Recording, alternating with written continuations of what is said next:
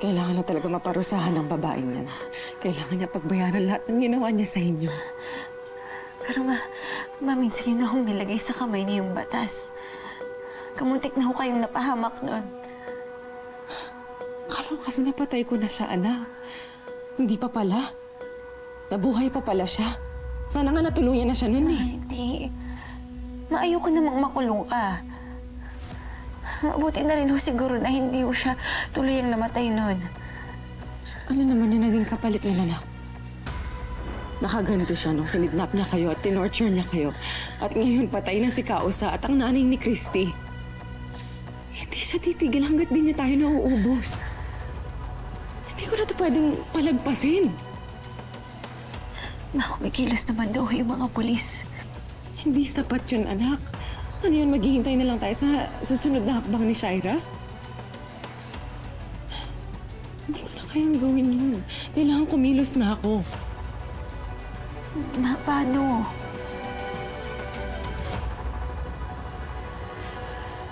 Kailangan kong paliitin yung mundo niya. Para lumabas siya kung saan man siya nagtatago.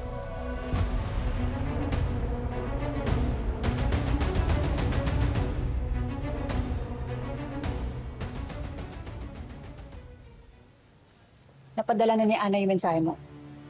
Patingin mo susunod siya. Wala na siyang choice. Paano ko ilaglag ka niya? Paano ko tumawag ng polis? Hindi niya gagawin yun. May kasalanan din siya, mas malala pa nga kung sakali.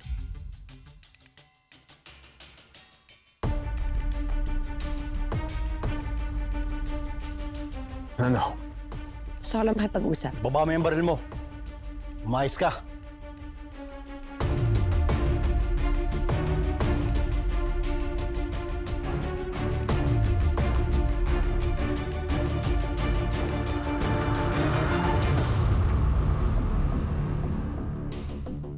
Tigilan mo na ako. Kailangan ko lang ng tulong mo. Kailangan ko malaman kung nasa si Jordan tsaka kay anak ko. Pero wala na akong pakialam sa'yo. Ah, talaga? Ngayon ka pa aangal? Ngayon ka pa hindi tutulong sa akin? It's too late for that. Involved ka na. Ikaw ang dahilan kung paano ko nahanap sila Jordan. Kapag hindi mo ako tinulungan, sasabihin ko kay Christy yung kasalanan mo. Huwag na huwag mo akong pagbabantaan. Dahil wala akong kasalanan sa mga pinaggagawa ninyo. Talaga wala kang kasalanan? Nakalimutan mo na agad yung ginawa mo? Nandito ako para sa anak ko si Junior. Ngayon sabihin mo sa akin kung nasan sila. Yan. Dahil sa pagpupumilit mong yan, natatamay ako. Natatamay si Jeremy. Alam mo bang aalis na si Christy? Alam mo bang ilalayo nila si Jeremy? Pati yung mga anak mo. Anak ko! Huling beses ko na itong hilingin sa'yo. Pag tinulungan mo ako makuha yung anak ko, I promise, tutulungan din kita makuha mo si Jeremy. Pag nagpakalayo-layo kami, hindi sila aalis. Hahanapin nila kami. Tapos kami lalayo na kami. Hindi na kami babalik. Ikaw makakasama mo na si Jeremy.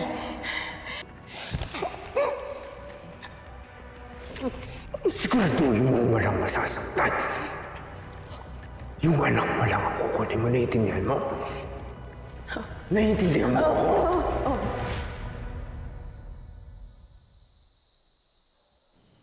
Ano, naaalala mo na ba? Di ba ang usapan? Walang madadamay na iba. Hoy, bakit nakipagsabatan ka kay Alakdan? Sa mga hayop na to? Ha? Mas wala na akong choice, kailangan ko ng tulong nila. Hayop ka? Kung alam ko lang na yun ang gagawin mo, hindi na ako pumayag. It's too late for that. Alam mo nang dahil sa'yo, namatay si Kausa. Namatay si Mama Carmen. Pagbabayarin ko kayong lahat. Ikaw, at lalo na ikaw. Anong gagawin mo? Papatay mo ko? Ha? Papatay mo sarili mong kapatid? Hindi mo nga nagawa noon eh. Aminin mo man o hindi. Nasa dugo nating dalawang pagiging masama. At kahit magbago ka man, hindi pa rin mawawalang pagiging tulisan mo. Hindi na kita hahayaan makapanakit pa. Wala na nga masasaktan kung tutulungan mo ko. Gusto ko na mahanap yung anak ko. Alam mo bang wala ka na magagawa? Bakit? Dahil tumakas na si Jordan papuntang Amerika kasama nung anak mo. Paano nangyari yun? May CCTV footage yung mga polis. Nakita nila na tumakas si Jordan kasama nung anak mo. Hindi niya pwedeng gawin sa akin to.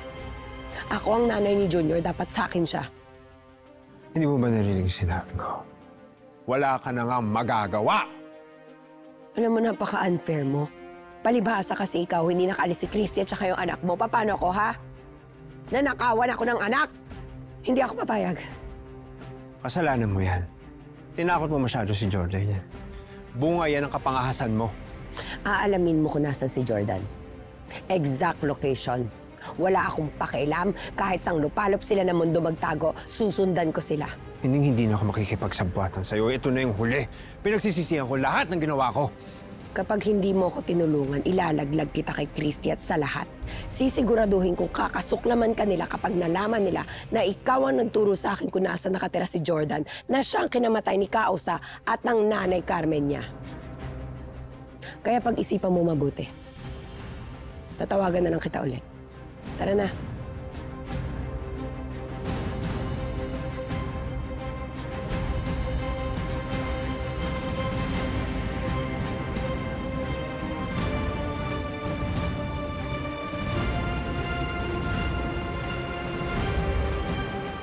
Alam kong mahirap yung gagawin ko. Pero handa na akong isugal ang lahat para lang mahuli yung Shaira na yan.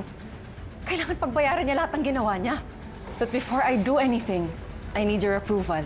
Hindi lang approval ko yung makukuha mo, Hana. Sasama ako sa'yo. Tutulungan kita. Patawarin mo ako. Bakit sobra ho yung pagsisisi niyo sa sarili niyo? Bakit ho kayo humingi ng tawad sa kanya? Tay, ano ho ba yung nangyari? Ako ang dahilan kung bakit siya nandoon. Kasalanan ko ang lahat, anak. Umabot na kami sa suktulan.